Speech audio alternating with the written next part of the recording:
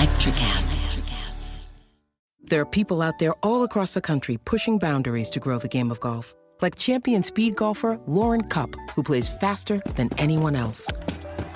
And Will Lowry, whose work in the golf community inspires more kids to get into the game. As a champion partner of the Masters, Bank of America supports everyone determined to find out what's possible. In golf and in life. What would you like the power to do? Bank of America. Bank of America N.A. member FDIC, copyright 2025, Bank of America Corporation, all rights reserved. The kids are still at practice, and I have no idea what's for dinner. You can get a rotisserie chicken and 2 sides for just $15 in as fast as an hour with Walmart Express Delivery. Who said that? Who's in my house? Don't play with me, because I'm not the one. It's just your friendly Walmart announcer. This is a commercial. Oh, okay. You were saying dinner for a family was just $15? Yep, it'll be at your door by the time you get the kids home from practice. Order now. Welcome to your Walmart. Subject to availability, restrictions, and fees apply. Now that was a helpful commercial. On this episode of Missing the Point, with the Royal Rumble this Sunday and the road to WrestleMania about to begin, we get back in the ring for another episode of Cheap Heat. We'll preview this year's card, who are the favorites to win the Rumbles and main event WrestleMania. We'll also look back to some of our favorite Rumble moments, saves, wins, and eliminations that have made the Rumble so memorable. But first, some housekeeping. Missing the Point is a 1-hour podcast recapping the biggest stories in the world of sports with a New England flavor. The show notes and transcript of today's episode can be found in the description box below, as well as on our website, www.mtpshow.com. If you're new to the show, please consider subscribing. It's the easiest way to see when we publish new episodes. We are on Apple Podcasts, Spotify, Google, and wherever you get your podcast. If you're listening on Apple Podcasts, make sure to rate the show and leave a review for a chance to win a free Missing the Point t-shirt. Be sure to follow us on all of our social medias. All of our links will be in the show notes. And check out our brand new website, www.mtpshow.com. That's mtpshow.com. And now, this is Missing...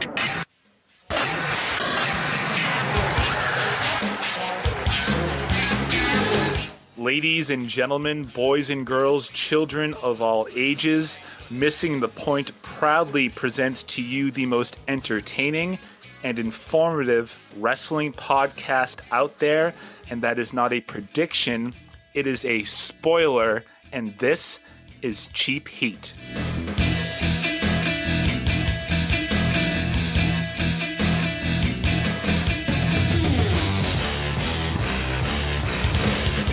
Welcome everyone to episode 3 of Cheap Heat. My name is Michael Marcangelo, and today we are talking about the Royal Rumble, past, present, future, but mostly past and present. And I can't do that without the EP who is coming from behind the microphone, as he does for every Cheap Heat, Craig D'Alessandro. Craig, how are you?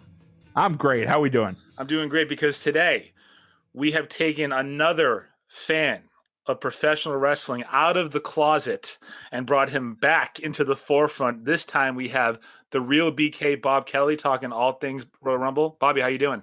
Doing pretty good. You know, just have to lead it off with one thing, and that's Goldberg. Oh, we're going to get there. Goldberg. Sorry, I had to. I've been waiting to do that for like 15 years. It's been a long time since I've had that Goldberg chant in my head. The guy that you said is the Tom Brady of professional wrestling. So that's just that was off the record though, so that doesn't count. I don't know. It's on the record now. So on this episode of Cheap Heat, what we're going to do is we're going to run down this Sunday's episode of the Royal Rumble, which will be streaming to you live on the WWE Network. Obviously, there is with every Royal Rumble there is a pretty reduced card because the Royal Rumble matches themselves take so long. But then I think what we're really going to enjoy doing is getting into our favorite Royal Rumble matches, moments, saves, and finishes. So we'll start with the card. And I think, you know, for the men's Royal Rumble, the really cool thing about this for me, and I know that you guys feel the same way, is that Rumble is the kickoff to WrestleMania, right? It is the start of WrestleMania season, which means really anything can happen. So right now we only have, out of 30 slots, 17 people who have confirmed for the Royal Rumble. So what that tells me is that just like in the past, anything can happen. Craig, are you excited for this year's Royal Rumble?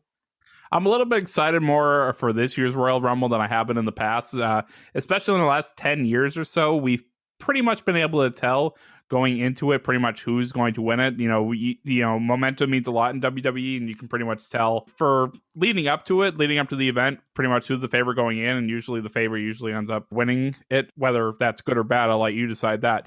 But looking at the participants we have this year, and I'm sure you'll go over it in a minute, I see some names that I would really like to see win. I see some names I would really not want to see win. And those 13 spots that are listed there are really, obviously, the dark horses that some good and some bad can come out of that. So we're going to see coming up this Sunday. Yes, so far, who's been listed as the Royal Rumble participants are Dolph Ziggler, Sami Zayn, Mustafa Ali, Jeff Hardy, Cesaro. I get it right. What's that? Mustafa Ali, sorry. Jeff Hardy, Cesaro, Otis, Shinsuke Nakamura, Sheamus, the phenomenal one, AJ Styles, Jey Uso, John Morrison, The Miz, Bobby Lashley, Daniel Bryan, Big E, Randy Orton. But for me, who I think is going to win, and he was announced this past Monday on Raw, he came back last year at the Royal Rumble after being gone for 10 years, and that is the rated R superstar Edge. He is my favorite in this match because Shawn Michaels has been retired for 10 years. I think that this is the best way to get back to the Edge versus Randy Orton, or even Edge versus Drew McIntyre at WrestleMania. But I think that this is going to end in Edge being the WWE champion again. And Bobby is someone who used to be a really big fanatic of the Royal Rumble, has kind of fallen off like, millions upon millions of other wrestling fans have since the Attitude Era. For you, just looking at these names, not knowing probably who a lot of them are you excited for it? And who would be your favorite to win it?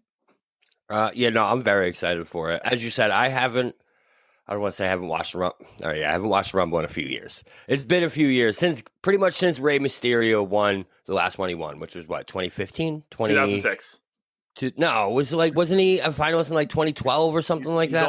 He's only won. I'm sure he was a finalist, but he didn't win. He's only won one. Right, well, since the last one, I remember Rey Mysterio watching. I don't even remember what year it was, but yes. So Edge to me, I think, is a really good choice though, because from the more I read, the more things I've been doing about this Royal Rumble is WWE loves to take guys who haven't been in the sport for years and bring them back to prominence. And the Royal Rumble is the place for them to do that. You've seen them do it year after year. We saw Goldberg a few years ago. John Cena did it after tearing his pec. There's just been time and time again where guys go from you haven't seen them in a few years to back into prominence because of the Royal Rumble. So I think Edge is a great pick. Another underdog to me, I've been seeing this name a lot, is Brock Lesnar. It's another guy where we haven't seen him a lot in a few years. I've just been seeing a lot of noise about this is going to be like that big surprise that comes out of the Rumble this year is Brock Lesnar. He's coming back and that he's going to make some noise in this Rumble. That's just what I've been seeing. It may feel like a few years to you, Bobby, but actually Brock has been signed to WWE since 2012, but has only been working 3 or 4 shows a year. And his last performance or his last match was WrestleMania in April, and he's been gone since then. Right, but he's the guy since last season, at least. Since last season of the Royal. That's a good way to put it. That's how they scripted. And last year's Royal Rumble, Brock Lesnar, I believe he entered number 1 as a WWE champion and just dared people to eliminate him. And then we saw the rise of Drew McIntyre. So I think for predictions for this year's Royal Rumble, I'm taking Edge. Who are you taking, Craig? I do think it's going to be Edge. I do think that the way that this was supposed to go down, I believe, I don't have any informed opinion about this. I don't have any inside information. This is my informed opinion, is that there was, with Edge and Randy Orton, there was supposed to be their trilogy of matches. They had that first match at WrestleMania. Of course, Edge came back last Royal Rumble. It was a big shock win. It wasn't that big of a secret. People who really delve into it, like I did, kind of knew that he was coming back. But for the general public, it was a huge shock, and to me, still, I didn't believe it. I saw number 17 come up, and then, You Think You Know Me hits, and I was like, oh, crap, he really is coming back. Well, not coming back, he is back. Of course, and then you had the WrestleMania match between him and Randy Orton, which took way too long, and then you had the greatest wrestling match of all time at Backlash, which is where he tore his bicep, something in his arm, whatever it was. And so that kind of put their trilogy of matches that was supposed to happen last SummerSlam on hold, which is kind of where I thought Edge would make a surprise. The way that this year's Royal Rumble would go would be Randy Orton just dominates it. He tears it up. It's like 25 guys in. Ed comes in at like 25, 26, 27 and just eliminates Randy Orton. Then Ed gets eliminated, and then they set themselves up for WrestleMania. That's the way I would write it. But but I don't think that's going to happen. I think it's pretty much set in stone this time that Randy Orton and Bray Wyatt are going to meet up at WrestleMania. So I just take Randy Orton out of it entirely. I do think Edge is going to win, but for me, my dark horse, and Bobby, I know you don't know who this is, but I do think that if it's not Edge, I think Keith Lee wins it this year. Oh, that'd be awesome. Go ahead, Bobby. No, who is Edge's guy back in the Christian. day? Christian, yeah. They were like the Blood Brothers, right? They had like a blood vampire thing going. Edge isn't like that anymore, though, right? He's like a normal. No, now he's a rated R. He's a rated R superstar. Okay. Yeah, I think so. In keeping with the tradition of the Royal Rumble over the past few years, 2 years ago was at Minute Maid Park in Houston, or was two years ago it was in Phoenix. Last year it was in Minute Maid Park. This year it will be taking place from Tropicana Field with no fans. So, that stadium's used to no fans. Yeah, I think some of the best parts about the Royal Rumble that we're going to get into later, for me, are always the surprise, but then the crowd reactions to the surprise, right? That makes it. Because and we'll talk about it. Like when those surprise entrants came out back in the day and that crowd went nuts, you just knew that it was an important moment. So I am interested to see how they make important moments this year without fans. I think that's going to be super interesting to see how they do that. Yeah, and it's not even the entrances that that had that crowd reaction. You know what I mean? It would be like those close eliminations or like those weird eliminations where someone looks like they're about to get tossed out and all of a sudden they do like a backflip and the other guy tosses him out. So, yeah, I agree. To see how they do this with the fans this year is very intriguing to me, for sure. And moving down the card, too, now for the fourth time ever, which I think it was long overdue, I'm glad that they're keeping with the tradition, is the Women's Royal Rumble. There are a lot of unknowns in this match. So far, the participants are Nia Jax, Charlotte Flair, Bayley, the EST of WWE, Bianca Belair, Mandy Rose, Dana Brooke, Peyton Royce, Shayna Baszler, Alexa Bliss, Liv Morgan, Ruby Riott, Tamina. There are 18 people that have not been determined for this match. For me, my dream still is Sasha Banks to win this damn match. I am as champion. Yes, I don't care. I just want her to win. I'm plus 2,500. I'm so preconditioned to having her lose on a pay-per-view that now I just want her to be champion and win the Royal Rumble so she can go on to WrestleMania and lose against herself. That's what I would love. But in reality, I don't think she's going to win it because she is the champion. My dark horse for this, actually, it's not really a dark horse.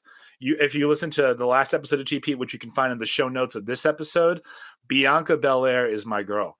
I think she is the next big thing, sorry, Brock, in WWE. So I'm picking Bianca Belair to win this event. Craig, who do you think should win? Who do you think is going to win? I'm actually happy you picked Bianca Belair because I really think that it could be her and it probably should be her and it probably will be her.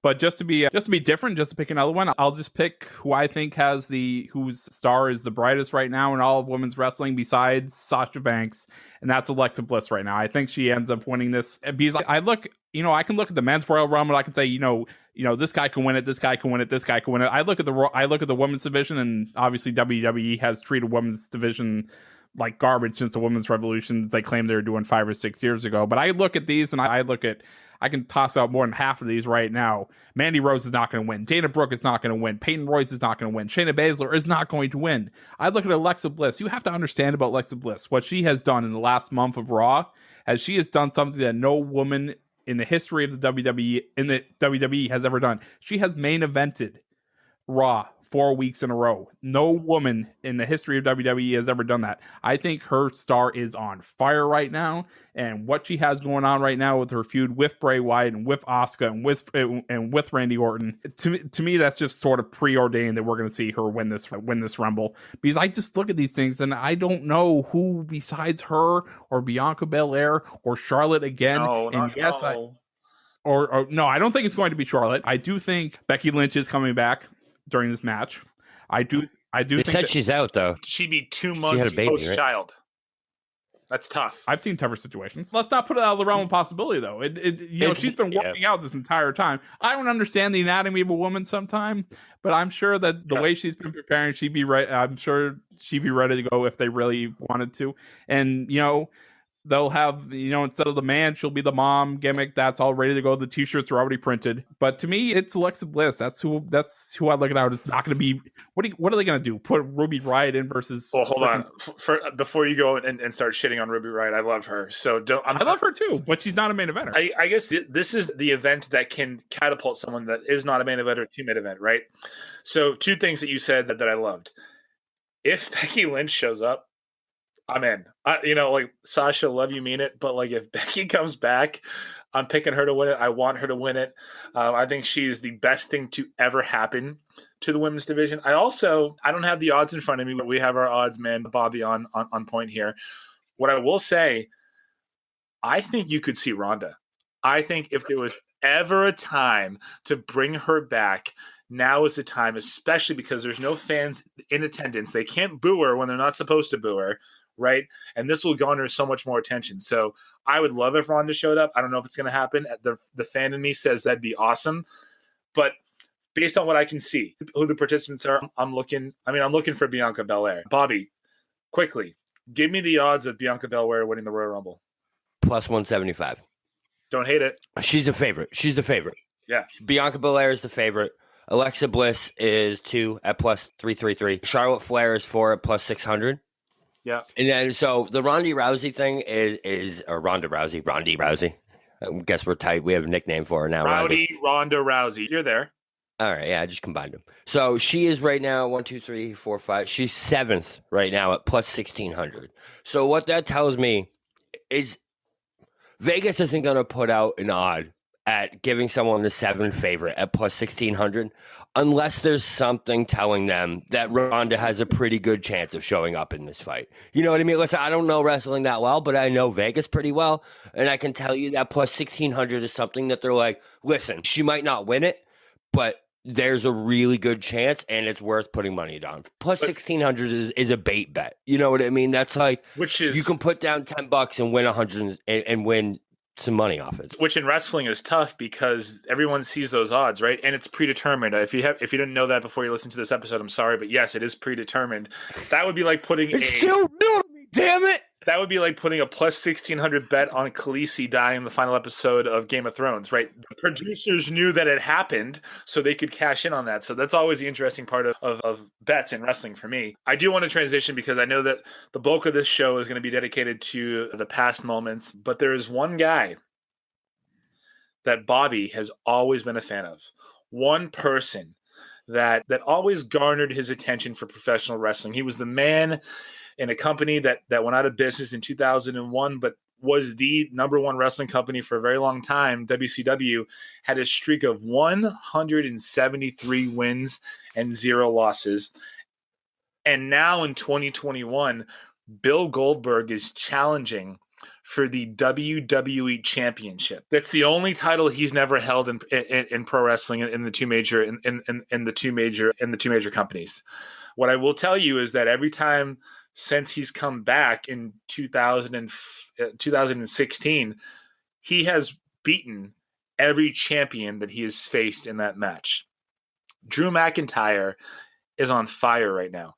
He's reinvented himself since last year's Royal Rumble when he eliminated Brock Lesnar. The entire place went nuts. It was actually a bigger reaction than he got for winning it. So now he's in this weird position where he has to go against Bill Goldberg, who's, long past his prime, but still has all of the notoriety and will garner some attention. So what should they do in this match, Craig? And what will they do? I think the two are one and the same right there. And I think it's, I've been reading online about what's probably going to happen in this match and what's going to happen in the Royal Rumble. I know I'm going to contradict myself when I say this, but my understanding is the way it's probably going to go is that Bill Goldberg will lose in the Drew McIntyre Goldberg match will probably be the first match on the card, and Goldberg will allegedly lose that match and then come into the Royal Rumble and end up winning the match.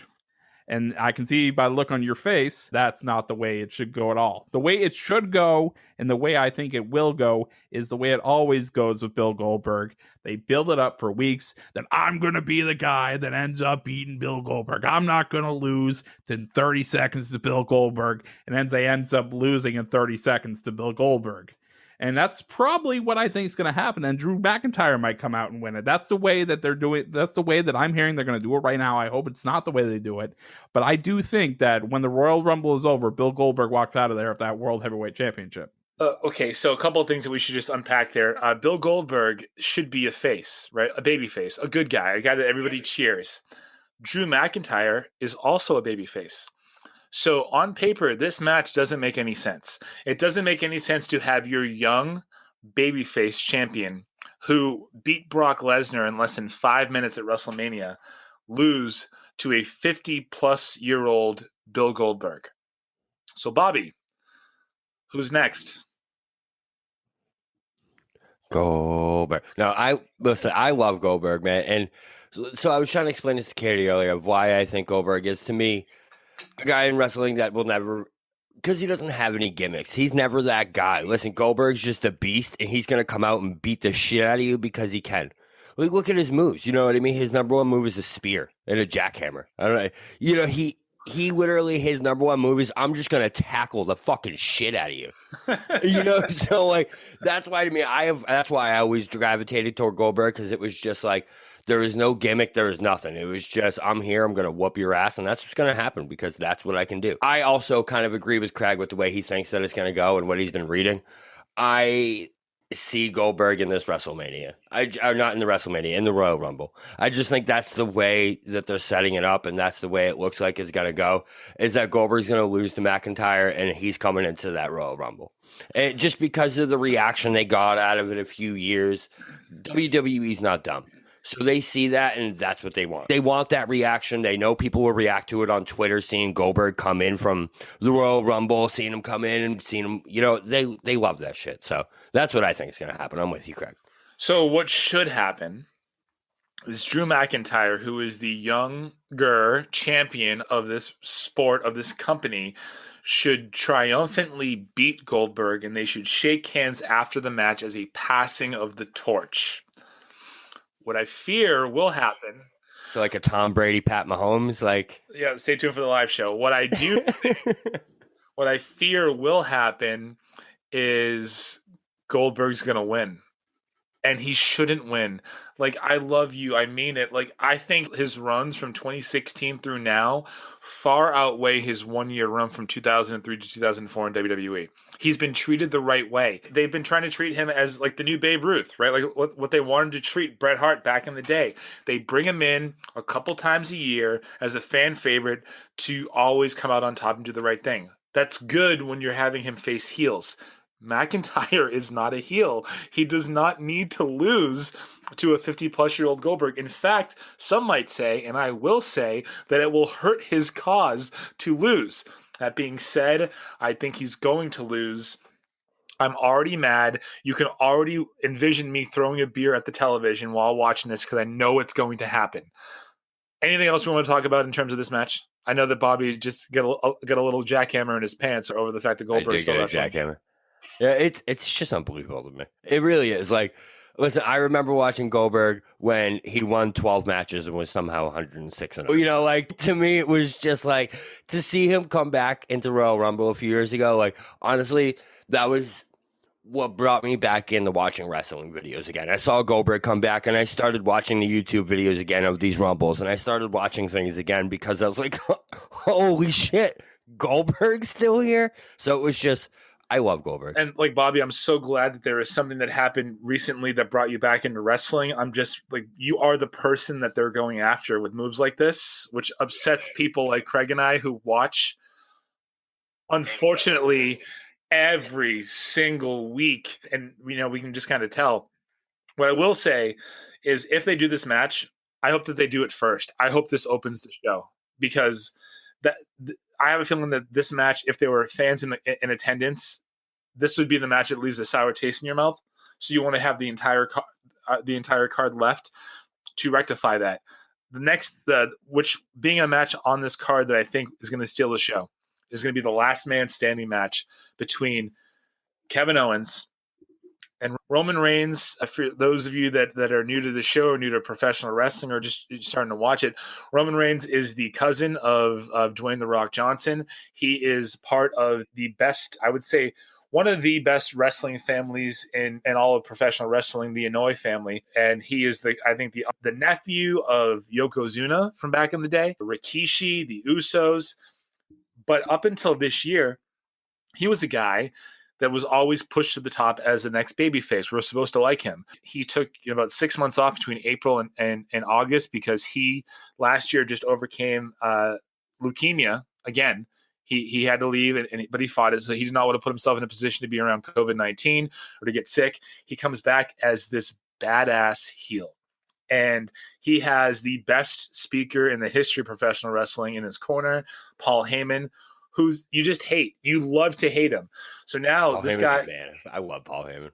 Now this guy's just firing on all cylinders. And Kevin Owens has been a guy that, emerged onto the WWE scene back in 2015 when he was the NXT champion and he beat John Cena at the Elimination Chamber. And he is never, ever, no matter what happens, he'll never fall from the good graces of the fans. He could be a heel. He could be a babyface. People will pay to see him get his ass kicked or pay to see him get to kick some ass. So in this match, I want with all of my being for Kevin Owens to win. But I also don't want to see Roman Reigns lose.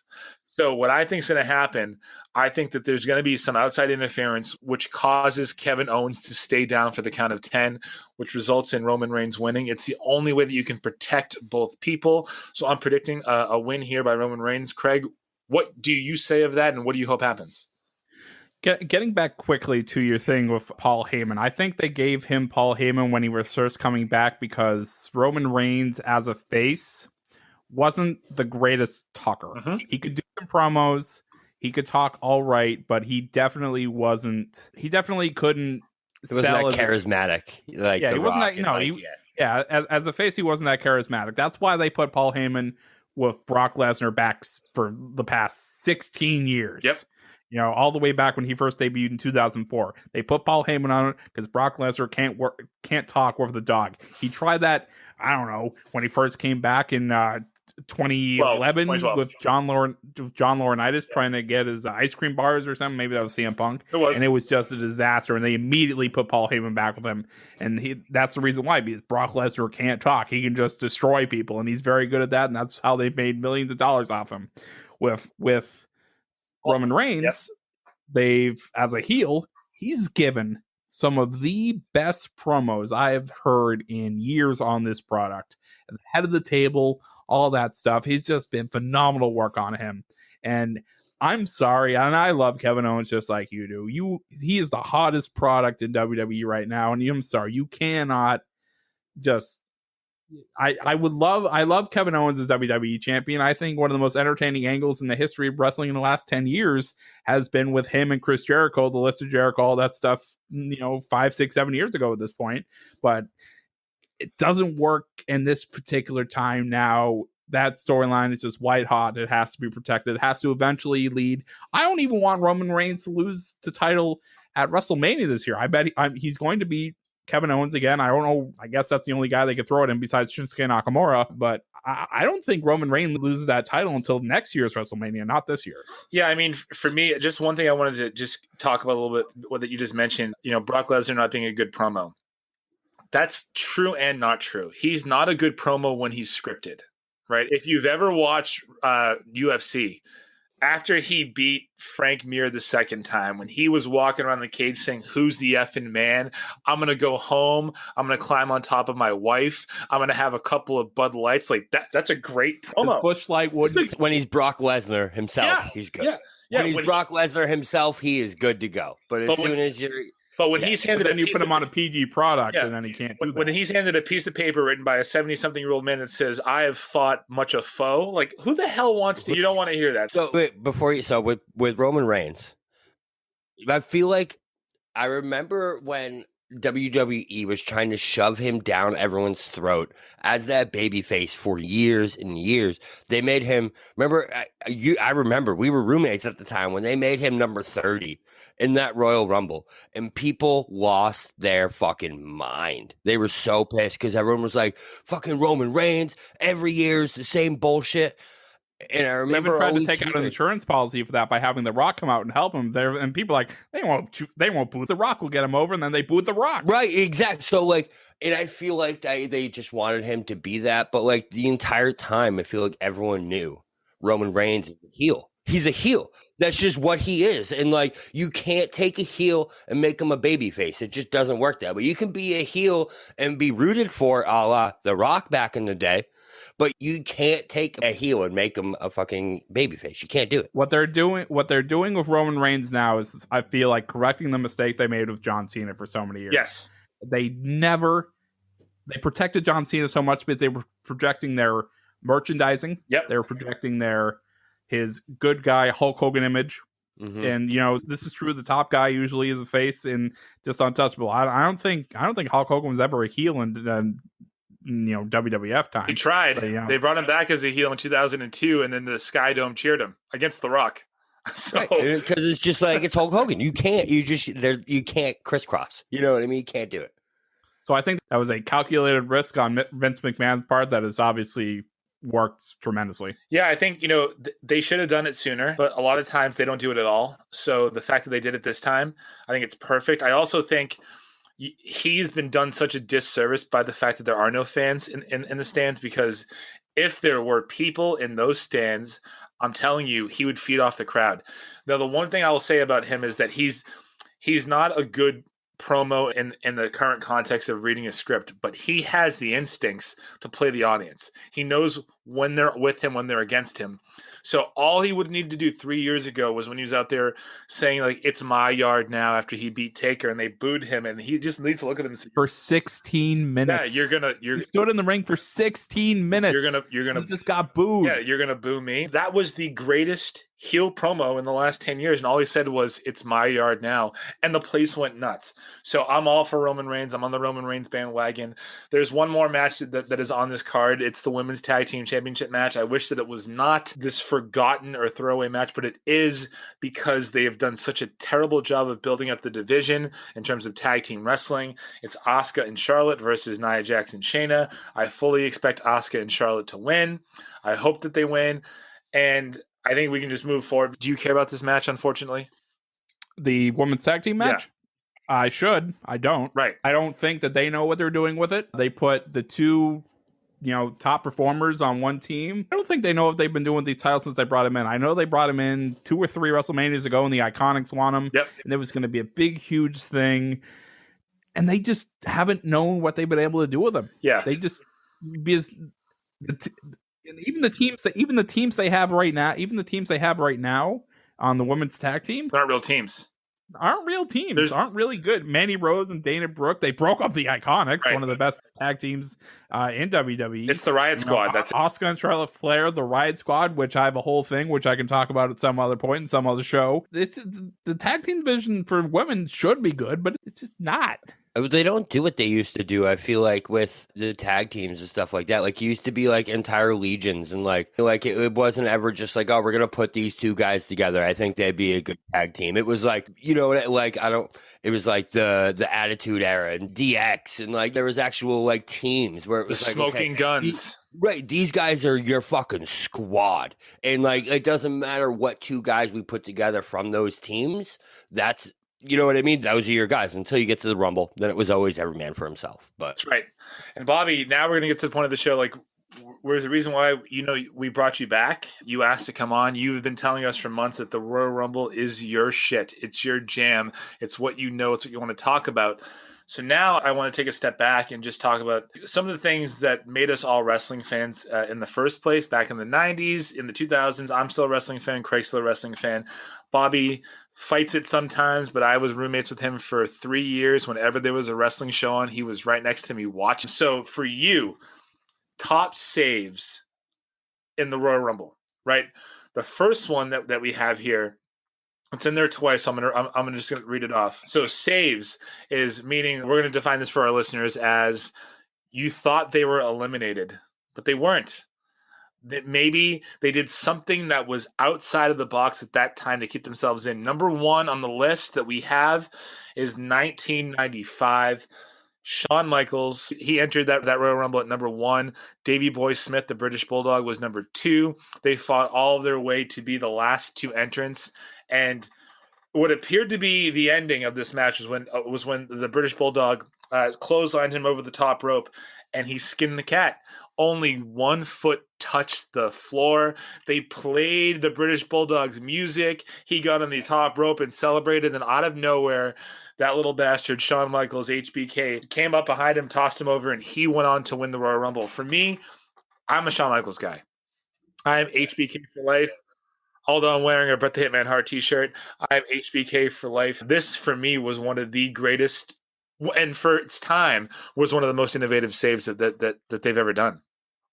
Yeah, and the thing I love most about it is when I was rewatching this is they were kind of ahead of their time with the angles that they had on this. Like seeing they have one angle where like they're like, "Oh, did he touch? What happened? We don't know." And like it was kind of like a 2-minute where like you didn't know who actually won. They were confused, and all of a sudden they have this camera angle where they show Shawn Michaels, and you see the 1 foot touch.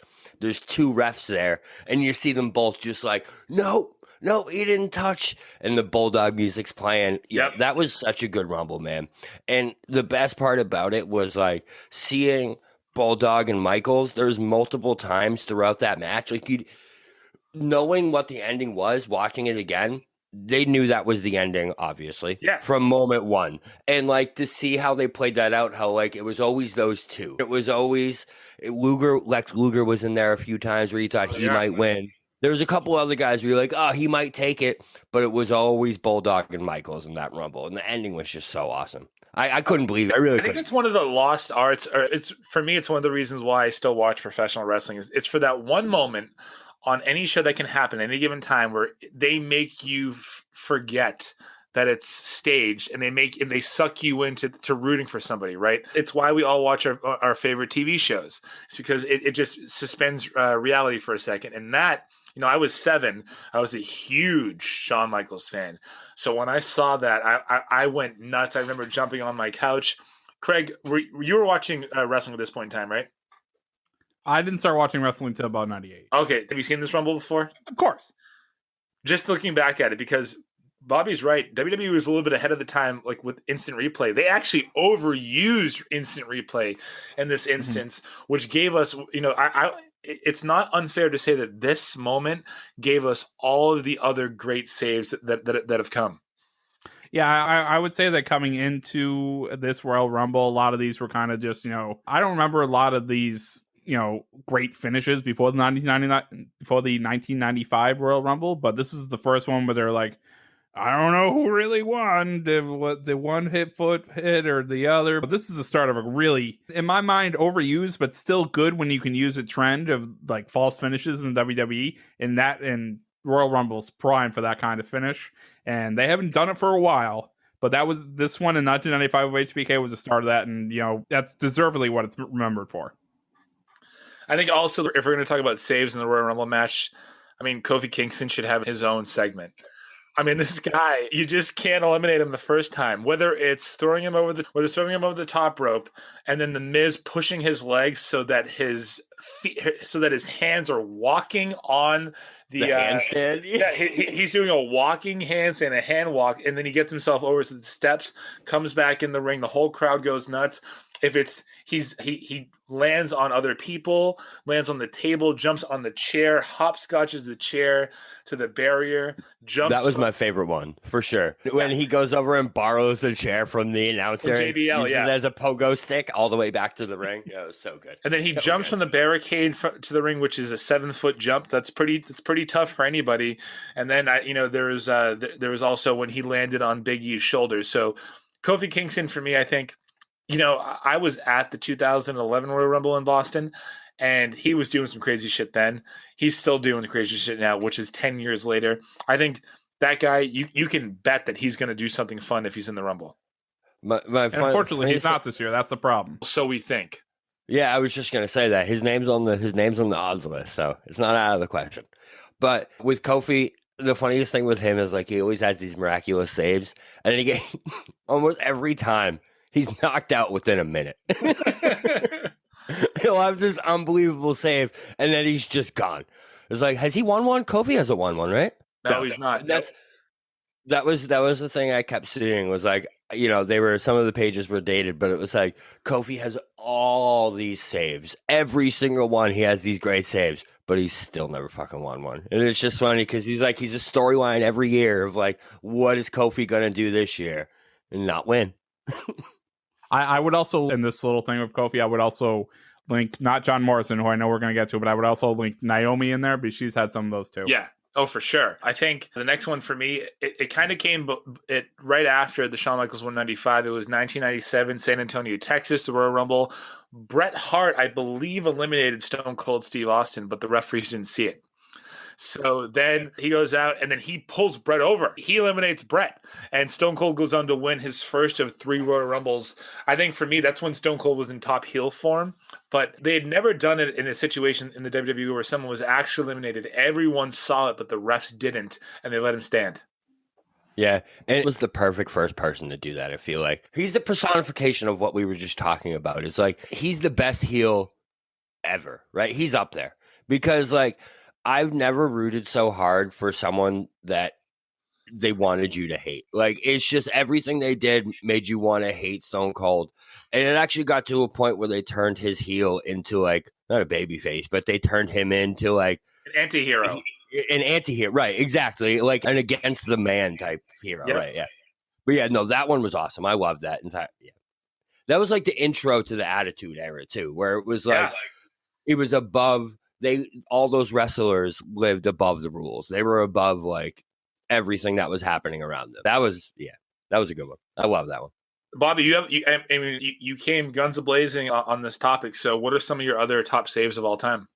So I love the Rey Mysterio versus Edge one, where it literally looks like Rey Mysterio is gone. And he grabs Edge. I think he grabbed him by the hair almost and just rips him out of the ring, and Rey Mysterio wins. Rey Mysterio is also one of my favorite wrestlers ever. I love Rey Mysterio. Yep. The other one, The Rock grabbing the ropes and eliminating the Big Show to win the 2000 Royal Rumble. Yep. That's one of the best finishes that we're ever going to see. That was another one of those where it was like, oh, the Big Show's about to win. It's over. He was dominating everyone. I'm pretty sure the Big Show eliminated like 8 people in 2 minutes in that Royal Rumble.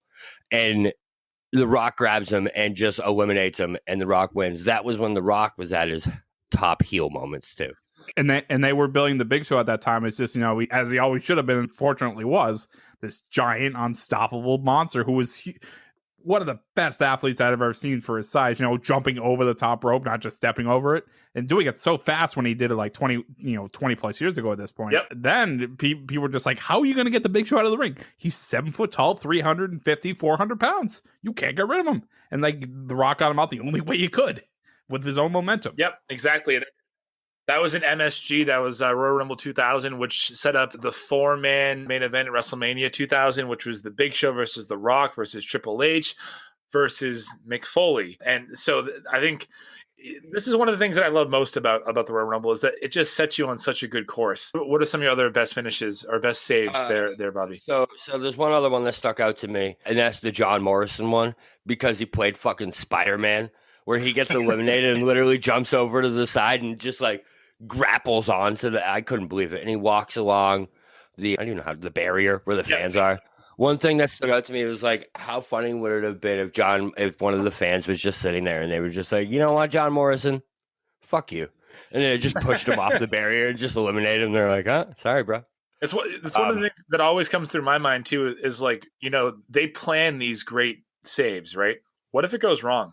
What happens if John Morrison is not able to use his parkour skills and scale the barricade and both feet touch? That's why I think they do these kinds of finishes for guys who aren't the favorites.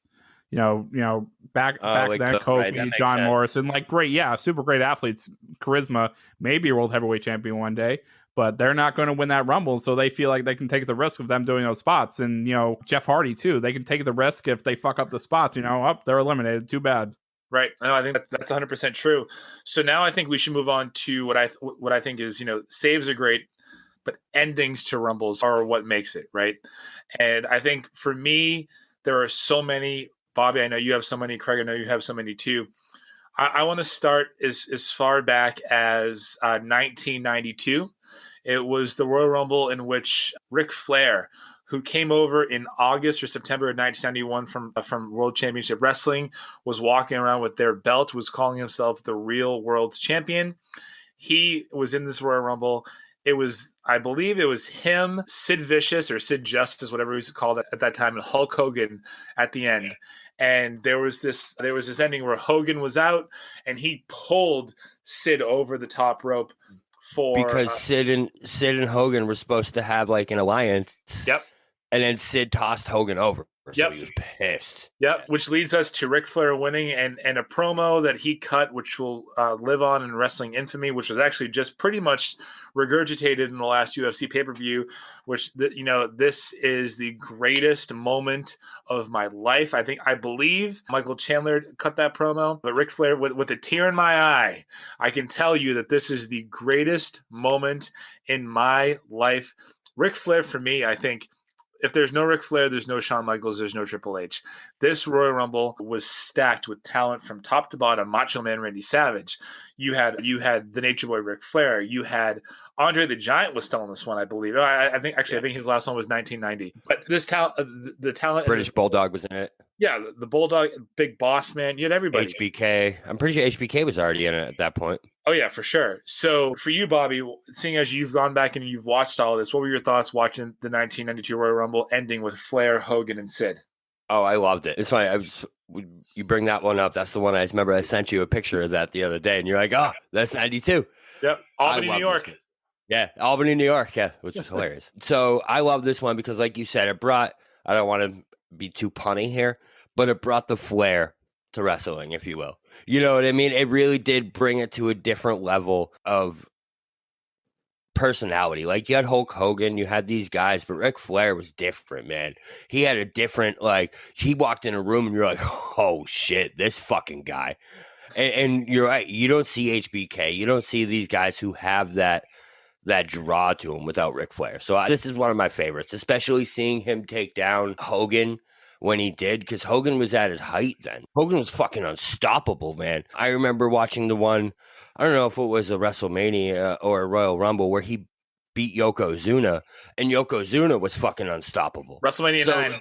Yeah, so it was just like, Hulk Hogan was such a god of wrestling at this time, and to have Ric Flair come in 1 year out of, I don't even know what the name, what did you say, Universal Wrestling or World Wrestling? WCW. World Championship Wrestling. Okay, World Championship Wrestling, funny enough. And take down Hogan like that, it was so good. And especially the way it happened, to see Hogan turn on his guy to kind of start his own demise and let Ric Flair take that top spot was just perfect. I love that in it. By the way, the reason that happened was because Hogan did not want to lose to Ric Flair at WrestleMania. The main event of WrestleMania that year I believe it was in the Hoosier Dome, so Indianapolis, Indiana. It was supposed to be Ric Flair versus Hulk Hogan, which was a dream match in the early 90s. It had never been done. Hogan refused to lose to him. So what they had to do was do a double main event.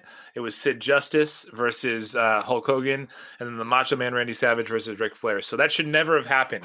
It should have been a clean elimination to crown, because this Royal Rumble, the winner of this Royal Rumble was the new WWF champion at the time, which is why Ric Flair won.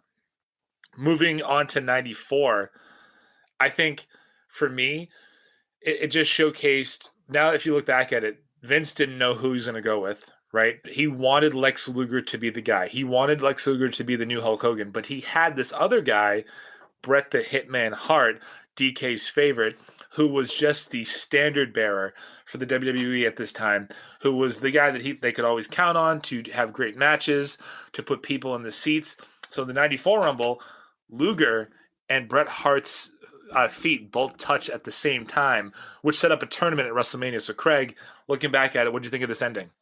I remember this one. I still don't know how they pulled this one off, because you had to do such precise timing to get that kind of finish to happen, because and they've done this kind of BS finish in the past where like these guys feet touch at the same time, but to actually pull that off, to script it like that, to have both feet hit at the same time live, these weren't pre-taped, this was live. It was just I don't know how they did it, and I didn't know the backstory that you just explained to me, but now that I know it, that finish makes complete sense. Yeah, and it's funny because like that again, ahead of their time, man. For them to be able to pull that off is another level, and they really did too. Because I watched this one live too, and like they really did fucking pull this off. They really hit the ground at the same fucking time, and it's unbelievable. It really is. Like if it wasn't at the exact same moment, it was close enough that you just couldn't tell, right? And It's a photo finish at least. yeah, it was definitely a photo finish. I think if you want to keep going, there are a couple other ones we've already talked about. Shawn Michaels, that 1995 Royal Rumble where he entered in at number 1, won it. 1996, his comeback, he wins it again the first time. I believe at this point that there was a back-to-back winner up until 97, 98 and Stone Cold Steve Austin. And then we have, I think one of the most underrated and overlooked performances was when Vincent Kennedy McMahon in 1999 won the Royal Rumble. If you remember that match, first of all, he put a $100,000 bounty on whoever eliminated Stone Cold from it, right? And they were number 1 and number 2, and they fought all around that arena. I mean, they brawled in the bathroom. They brawled everywhere. If you watch it again, it's so ridiculous, the entire thing, because they really, like, all of a sudden you're watching it and it's like Stone Cold and Vince McMahon are fighting in the crowd. You know what I mean? Like 1 minute they're in the ring and the next minute they're beating the shit out of each other in the crowd, and it's Stone Cold in the hospital. You're like, what the fuck? And then he comes back, but before the end of that, I mean, that had all of it. And I think that was Vince at his, I don't want to say that he used steroids, but that was him at his steroid peak. Like if you, he was doing, bro, he walked out of the tunnel and he was a new man. He went from being like a normal looking dude to walking out of that tunnel with no shirt on. And you're like, what? It was like Goldberg. Like I remember the build up to that too, where it was Shane McMahon like training Vince McMahon, and it was like a Rocky montage. It was so and good. Shane was like, "Look what I've created! Look at the monster I've created with Vince McMahon." And meantime, I didn't hooked up with I Mark was, McGuire's guy. Yeah. In the meantime, I was like 12 years old. I didn't realize he's been doing steroids and working out his entire life. So I was like, how the hell did he do this? Meanwhile, he's 50 at that point in time, looking like a Greek god. But you're right, Craig. Those montages going up to it when he's punching the hanging cow. My favorite one is when Shane had him chase the chickens. It's one of the funniest things. It's one of the funniest things you're ever going to see. Like when wrestling wants to be good, they can be good. And having Vince yelling the chickens, damn it, and chasing them was one of the funniest things that you're ever going to see. Just doing leg curls going, I hate Austin. Yeah, I mean, I hate Austin. So good. There were a couple other things that happened. I think, obviously we talked about the 2000 Royal Rumble where The Rock eliminated the Big Show. We have 2001 Royal Rumble where Stone Cold Steve Austin becomes the only 3-time winner of that match. 2002, I got this straight off the press, straight from Hollywood. Mr. Wale himself told me that the 2002 Royal Rumble, love you, Rayshawn, with Triple H returning from the quad injury and winning that match. That match also had a couple of great elements. It was Triple H versus Austin for the majority of the end of that match, right? That was awesome. You had a couple of surprises like Mr. Perfect coming back for the first time in, I believe it was like 7 or 8 years at that time. But I think Triple H overcoming the odds. 2003, Brock wins. 2004, though. You have it here, Bobby. The man that can never be mentioned again on WWE television because of the things that occurred after his professional wrestling career. Chris Benoit starts out number 1 and defies all of the odds by winning. So go ahead and tell us why this is on your list, Bobby. Yeah, no, I loved this Royal Rumble. I watched it again. It took me a long time to find it. Let me tell you that. It took me a while to find it, and I couldn't watch it as like a YouTube video. I had to watch it as like, you ever watch those YouTube videos that are like squares in the YouTube video? And you're like, wow, this took some digging. It's so good, man. It really is reminiscent of that 95 one where he's almost eliminated like 14 times. And he's just that guy where like you can't get him out. And he's just so unstoppable this entire match. I always liked Chris Benoit when he was in WCW before when he came over to WWE. I was always a Benoit fan. So I know that like he's like taboo in the WWE world now.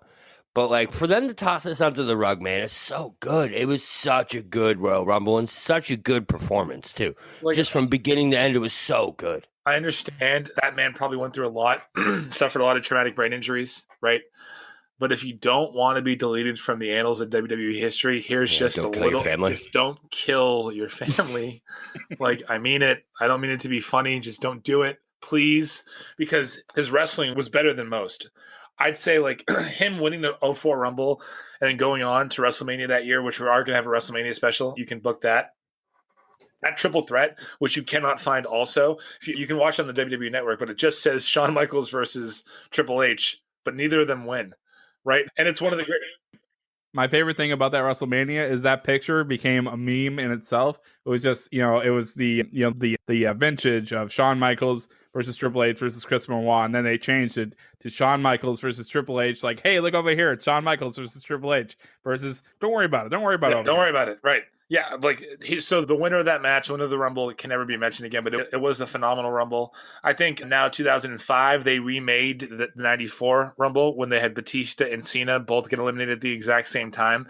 2005, seeing Batista versus John Cena was a breath of fresh air. It's hard to believe because for the next 5 years, those people would be shoved down your throats. But it was a great ending. 2006, Bobby and also Rayshawn, who could not be with us. Rey Mysterio. I think a little bit of a backstory for this one is that in November of 2005, Eddie Guerrero passed away very unexpectedly. He, by far, was one of the most underrated talents ever. He had the entire crowd in the palm of his hands whenever he wanted to. He was that good. Him and Ray were obviously best friends. So the story going into that match was, I'm going to win it for Eddie. And when he won it, I couldn't believe it. I mean, I honestly, I thought it was going to happen. I knew it should happen, but when it did happen, I was like, thank God, because that's the way it should have ended. Yeah, and that was the narrative going into it, is that it should happen. And that's what always happens with WWE, is like they don't ever do what should happen. And it was good for them to finally see, like, okay, they did it, and this was the way it should be. Because Mysterio had been a finalist a few times going up to that point. So for him to finally get over the top and also do it the year Eddie Guerrero passed away, because you're right, Eddie Guerrero was amazing, man.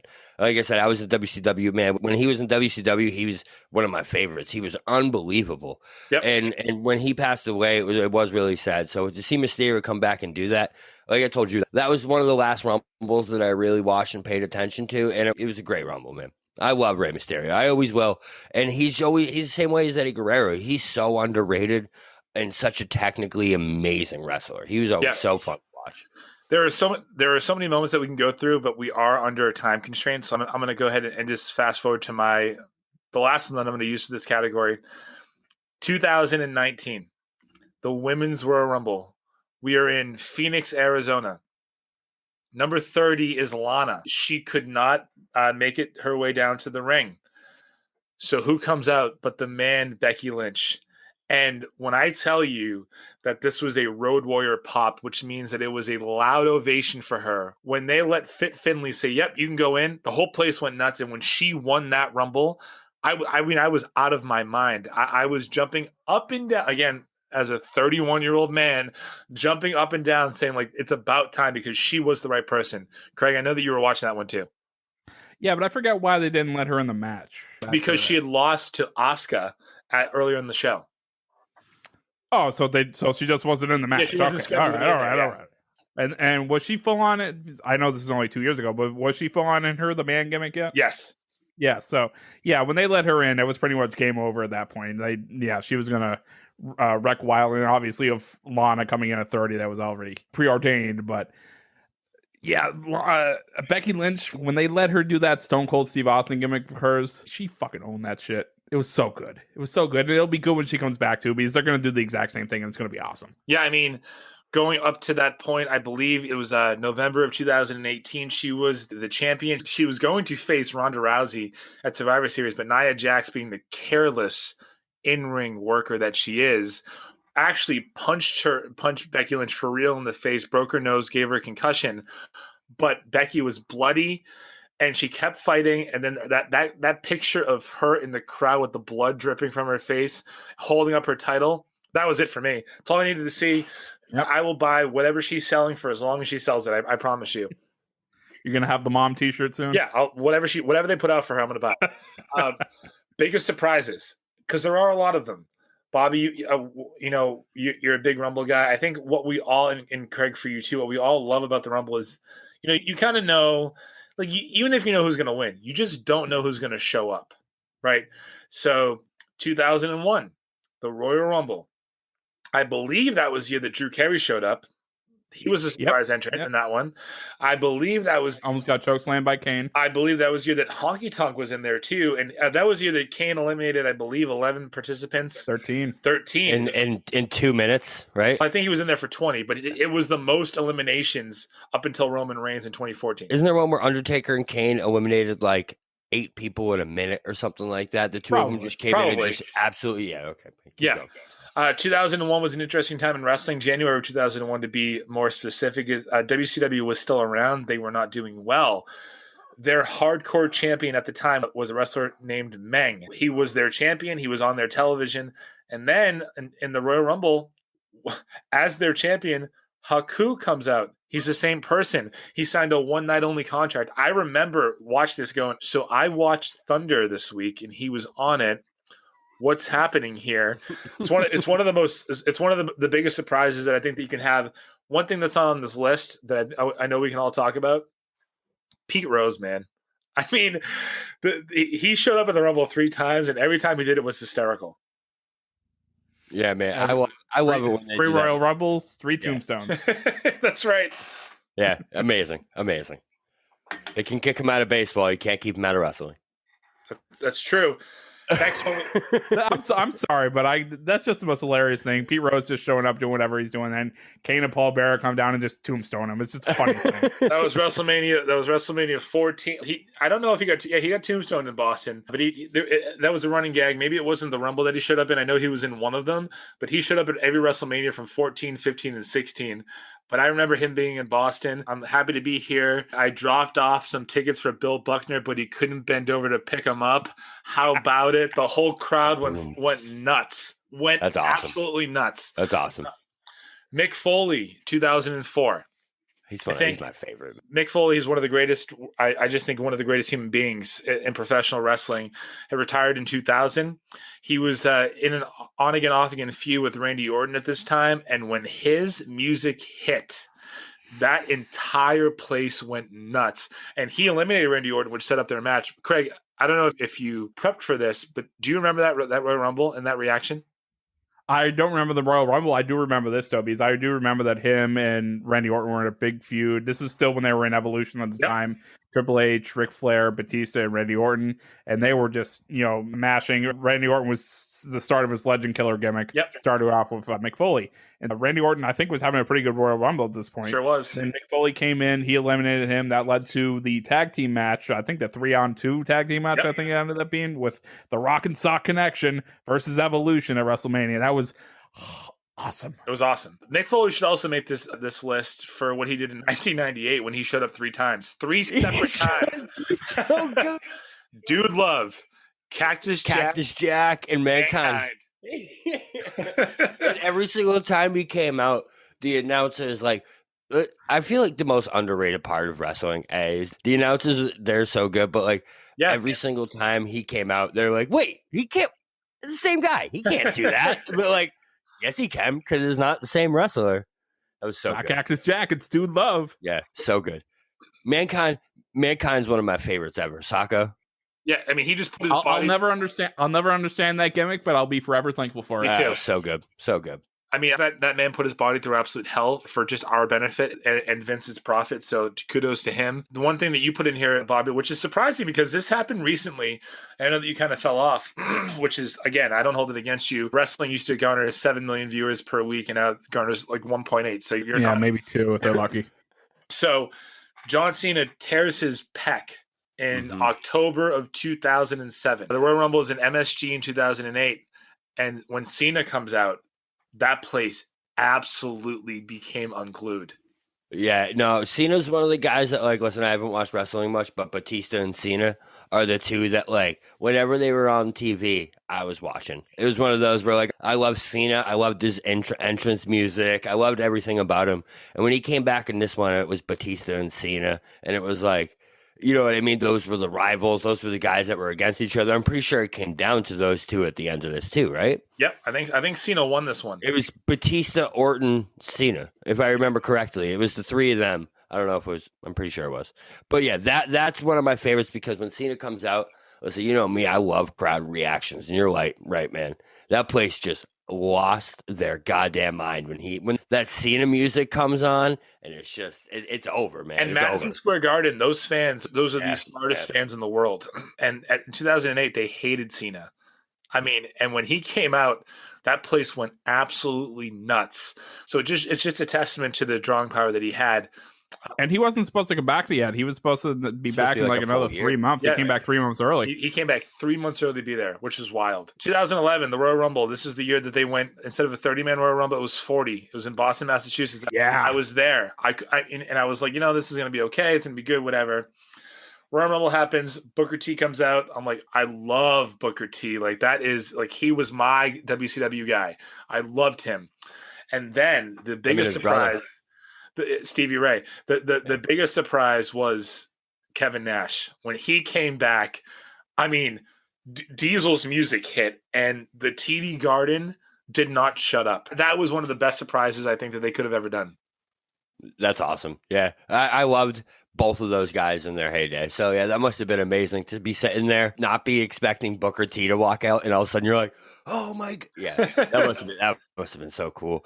I bet you the Garden is such a cool place to watch a wrestling match because the people that are there are probably like, listen, we all know Boston fans are just like absolutely berserk about the things that they love. Yep. So when you get a bunch of Boston fans inside a wrestling arena. Yep. Yeah, that must have been fucking awesome. You want to ever go back and watch any of Survivor Series from 2008, you will see this beautiful face on your screen the entire time because I was facing the hard camera and I was only like 10 rows from the ring and I'm in it. When Shawn Michaels comes out, I'm in there dancing. Nice, dude. I'm watching that. What year is that? I'm watching it. 2008. Everyone listening to this, we're going to watch this. Comment below. I'll send a screenshot. We can post it, but it's 2008 Survivor Series. It's wild. All right, yeah, that's awesome. So we are running out of time. So for surprises, there are two more that will stand out. I think that they are the two most important, especially currently. 2016, the Royal Rumble is happening in Orlando, Florida. 2016 is a weird year for WWE because there wasn't a lot of noteworthiness happening in January of 2016, right? Brock was Brock. You had Triple H and Roman Reigns going for the WWE Championship, but the Royal Rumble entrant this year that electrified and shocked everyone was the phenomenal AJ Styles. AJ Styles had been a guy that everyone wanted to see in WWE for years, but never thought he'd get there. And when he got there, Craig, that place just lost their minds. And they knew this was going to be such a big reaction. They didn't even bother doing it like what I would have done, like waited till later, like putting him, here's number 14, AJ Styles. They put him in number 2.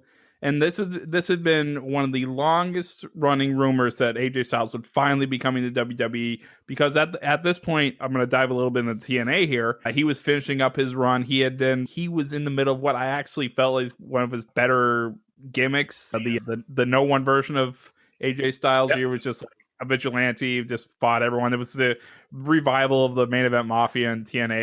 It wasn't that good, but AJ Styles was still good. AJ Styles was always good. They did a bad gimmick of him and a fake baby and stuff like that, but that's neither here nor there. But then he went to New Japan Pro Wrestling and was part of the Bullet Club, which just took off. And that's when they were like, he could really be something in WWE because they brought in TNA guys before and they didn't do anything. They brought in some great guys from TNA and done amazing things with them. Xavier Woods, they've done amazing things with him. But AJ Styles was TNA. He was indie wrestling. And to bring him in 2016, number 2, he didn't last that long. He lasted pretty long, I think into the 20s at that point. But that was the start of what was just it's cliche, but just his run has been phenomenal. Hasn't been perfect, but it's been very good. He's had some very good matches. And he hasn't been injured. I know that was the trouble with him in TNA for some times, but that was the beginning of a spectacular run for him so far. I think for me, it was just vindicated. I mean, for him and for every AJ Styles fan, because I love wrestling. I'm a WWE guy through and through, for sure. But I have watched other promotions. AJ Styles was a guy in TNA that I always watched and always loved, and just used to think like they'll never do the right thing with him in WWE. So for him to get the reaction that he received upon arriving at the Royal Rumble validated the fact that he's a real guy, and they pushed him for real, right? He went on to have a great WrestleMania match against Chris Jericho, and then had amazing matches with Roman Reigns after that. And then, SmackDown is now the house that AJ Styles built. So that is... Except he's on Raw. Right, but he built SmackDown. Yeah, I know, yeah. Last one for me, again, it's the most recent. 2020, we are at Minute Maid Park, or whatever it's called, in Houston, Texas. Number 17, we'd all heard the rumors, but when they counted down from 10, and then the next words that you heard were, "You think you know me," 50,000 people gave the cheer of their lifetime, because they know, for everyone that's listening, I assume that you're wrestling fans. For those that are not as hardcore wrestling fans as maybe I am, Edge was a guy who lived and breathed and dreamed this business, and to have to retire in 2011 because of a broken neck in his prime was awful. So to come back 9 years later and be in the Royal Rumble, the place went nuts. Craig, what were your thoughts when you saw it? I know that you knew about it, but it's one thing to read it, it's another thing to see it. Right, and I believed that he was coming back to that point, but I didn't really believe it until I saw it.